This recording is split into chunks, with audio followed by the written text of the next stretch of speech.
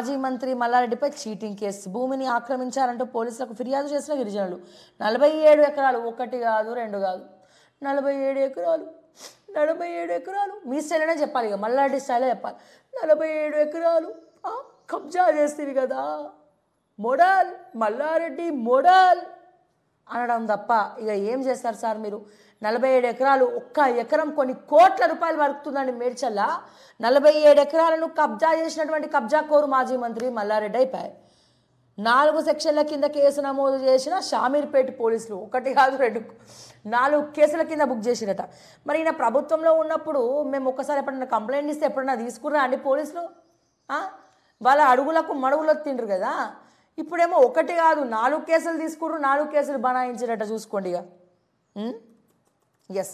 And ఫైనల్గా పట్టంచేరు నియోజకవర్గ ప్రజలకు నేను ఒకటే అనౌన్స్ చేస్తున్నా.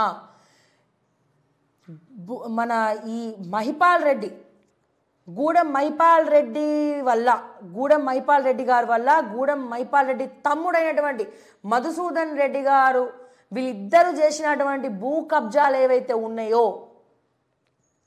ఎస్, వీళ్ళిద్దరు చేసినటువంటి భూ కబ్జాలు ఏవైతే ఉన్నాయో, మీ భూములను ముఖ్యంగా బచ్చుగూడెం అండ్ అలాగే అమీన్పూర్ అండ్ అట్లనే ఇంకొన్ని ఊర్లు ఉన్నాయండి. సో అక్కడ వీళ్ళు కబ్జా చేసి వాళ్ళ భూములను దారదత్తంగా బెదిరించి మరి రాయించుకున్నారండి పడంచేరు ఎమ్మెల్యే.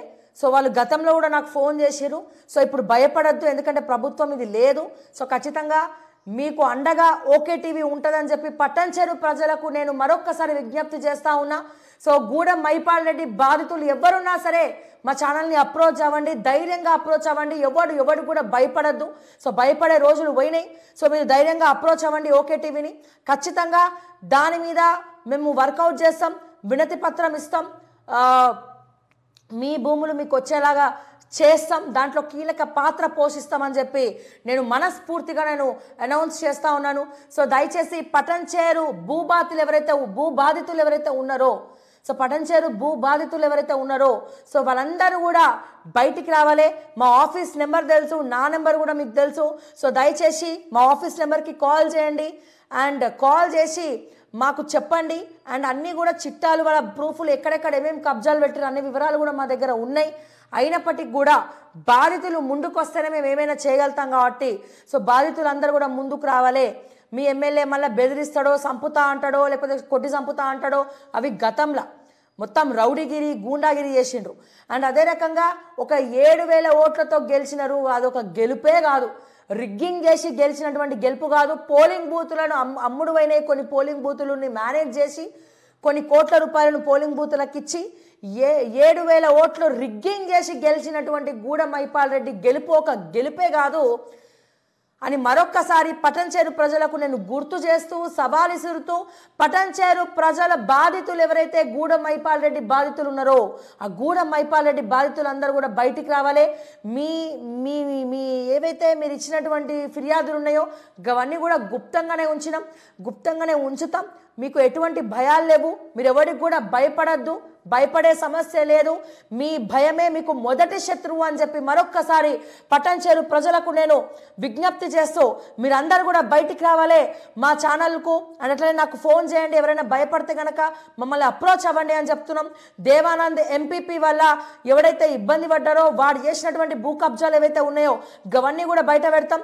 దేవానంద్తో పాటు ఎంతోమంది బీఆర్ఎస్ ఈ గూడెం మహిపాల్ రెడ్డి అనుచరుల ఆగడాలు ఎక్కువైపోయినాయి, కబ్జాలు ఎక్కువైపోయినాయి. సో మరొక్కసారి మీ అందరు కూడా పట్టంచేరు ప్రజలకు నేను విజ్ఞప్తి చేస్తూ మీ అందరికీ మీ బాధ్యతను గుర్తు చేస్తూ మళ్ళా సెటిల్మెంట్లు కానీ మీ దగ్గర మీ షాపులకు వచ్చి వాళ్ళ అనుచరులు పైసలు వసూలు చేస్తారంట. మార్కెట్లో పైసలు వసూలు చేస్తే ఒక్క రూపాయి కూడా గూడెం మహిపాల్ రెడ్డికి ఇవ్వడానికి వీల్లేదు.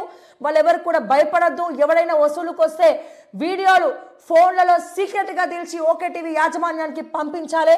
నేను మీకు ఉన్నాను పట్టంచేరు ప్రజలకు అని చెప్పి మరొక్కసారి నేను మీ అందరికి కూడా గుర్తు చేస్తూ రాసి పెట్టుకోండి, నన్ను నమ్మండి, ముందుకు రండి, కంప్లైంట్స్ ఇవ్వండి అని చెప్పి పట్టంచేరు ప్రజలందరూ కూడా నేను విజ్ఞప్తి చేస్తూ అండ్ మరొక్కసారి నేను మీ అందరికి కూడా గుర్తు చేస్తూ ఉన్నా, ఇప్పుడు ఎప్పుడు ఎప్పటికి కూడా పటాన్చెరు ప్రజలకు అందుబాటులో నేను ఉంటానని చెప్పి మరొక్కసారి మీ అందరికి కూడా నేను గుర్తు చేస్తూ, నాట్ ఓన్లీ పటాన్చెరు ప్రజలే కాదు, అటు ఆర్మూర్లో ఉన్నటువంటి ప్రజలే కావచ్చు, తెలంగాణ ప్రజలందరికీ కూడా ప్రతిపక్ష పాత్రనే మేము ఉంటాం.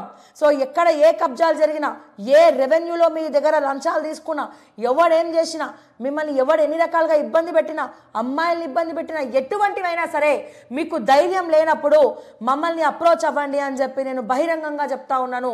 సో దయచేసి గుర్తుపెట్టుకోండి అని చెప్పి మరొక్కసారి చాలా కాన్ఫిడెంట్గా, చాలా ధైర్యంగా నేను చెప్తా ఉన్నా. మీకు తెలుసు, శ్రావ్య ఎవరికి భయపడదు, ఎవరికి లొంగదు, ఎవరిని కూడా ఎంటర్టైన్ చేయదు. సో ఖచ్చితంగా ప్రేమిస్తే